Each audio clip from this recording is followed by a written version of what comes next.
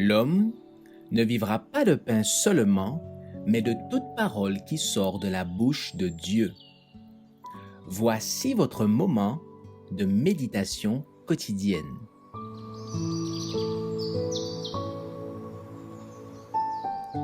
Maranatha. Le 30 septembre, la résurrection spéciale. Plusieurs de ceux qui dorment dans la poussière de la terre se réveilleront, les uns pour la vie éternelle et les autres pour l'opprobre, pour la honte éternelle. Daniel 12, verset 2. Ce fut l'heure de minuit que Dieu choisit pour délivrer son peuple. Lorsque les méchants les assiégeaient de leur moquerie, le soleil parut tout à coup dans toute sa splendeur et la lune s'arrêta. De sombres nuages s'élevaient et s'entrechoquaient. Mais il y avait un endroit glorieux d'où la voix du Seigneur se faisait entendre. C'était comme le bruit des grosses eaux. Elles ébranlaient le ciel et la terre. Il y eut un grand tremblement de terre.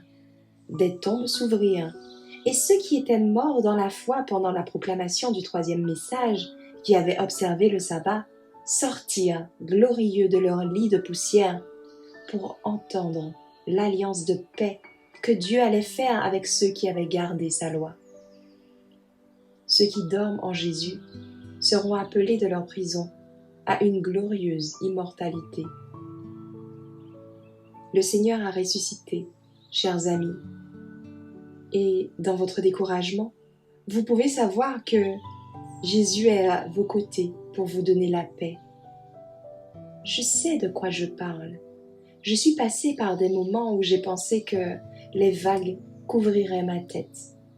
Dans ces moments-là, j'ai senti que le Seigneur était précieux pour moi. Quand mon fils aîné me fut enlevé, j'ai senti que ma peine était très grande. Mais Jésus vint à mon côté et je sentis sa paix dans mon âme. La coupe de consolation toucha mes lèvres. Ensuite, celui qui avait été à mes côtés pendant 36 ans me fut arraché.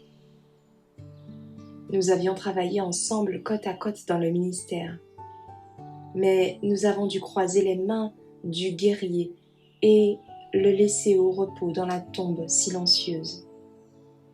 Une nouvelle fois, ma peine sembla très grande, mais la coupe de la consolation arriva.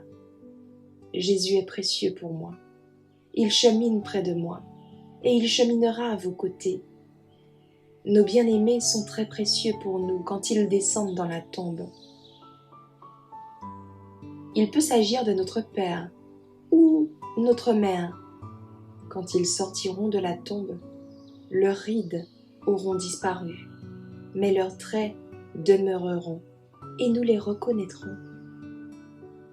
Nous devons être préparés à rencontrer ces chers amis quand ils se lèveront au matin de la résurrection.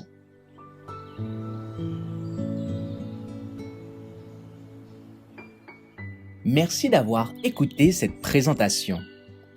Assurez-vous de nous rejoindre demain pour votre moment de méditation quotidienne avec lereste.org.